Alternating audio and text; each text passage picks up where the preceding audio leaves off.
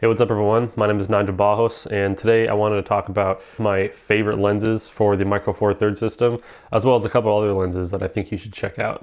All right, so the first lens that I want to talk about is the Panasonic 20mm f1.7. Now this is a pancake lens, and it gives you about a 40mm equivalent focal length.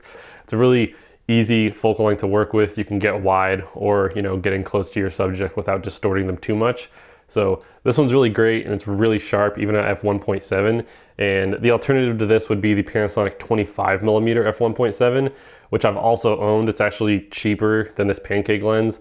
But the reason that I went for the pancake was because of the smaller form factor, and also because in my testing, the Panasonic 20mm at f1.7 was sharper than the 25mm at f1.7. So that's why I chose this one. But the 25mm is still a really good lens for the money. I think it's only like 125 bucks.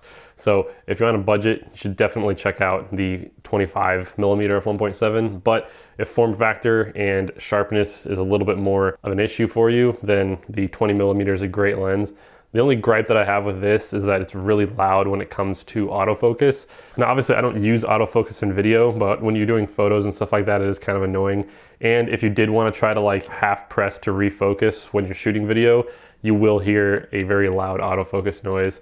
But other than that, it's a great lens, super small, and it keeps your kit nice and compact. So the other lens that I want to talk about, I actually can't show you because I'm filming with it right now. It is the Panasonic 14mm f2.5, and this lens is so good. The majority of the YouTube videos that I've shot with my Panasonic G6 have been with the Panasonic 14mm f2.5.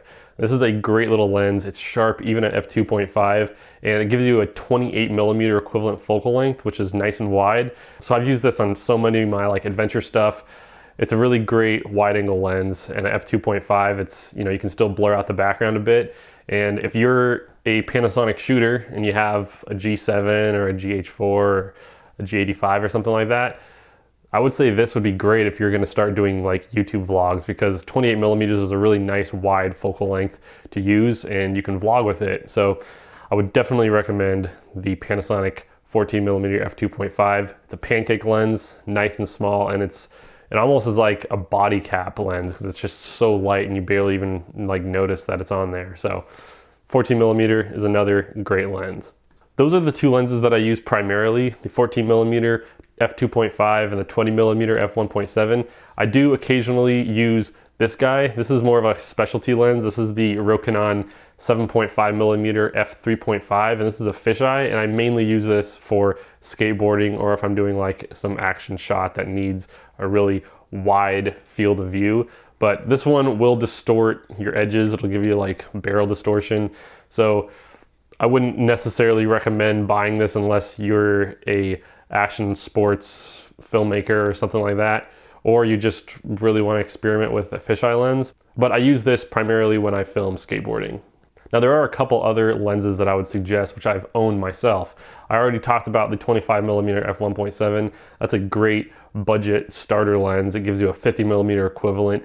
That one's great and it's really cheap. But if you have a bigger budget and you wanted to get a really great lens that covered a pretty wide focal length, I would definitely recommend the Panasonic 12 to 35mm f2.8. That lens is insanely sharp and it's weather sealed. So, coupled with something like a GH3 or GH4 or GH5, so you could take that out in like some light rain or the snow or, a dusty situation. You wouldn't have to worry about that because, the GH3, GH4, GH5 are all weather sealed. So when you have a weather sealed lens and a weather sealed body, you really don't have much to worry about. A couple other lenses that I would definitely recommend if you are okay with manual focusing are the Rokinon 12mm f2 and the Rokinon 21mm f1.4. Those are two really good lenses that I've owned, and they're native Micro Four Thirds mount, so there's no extra adapters or anything like that.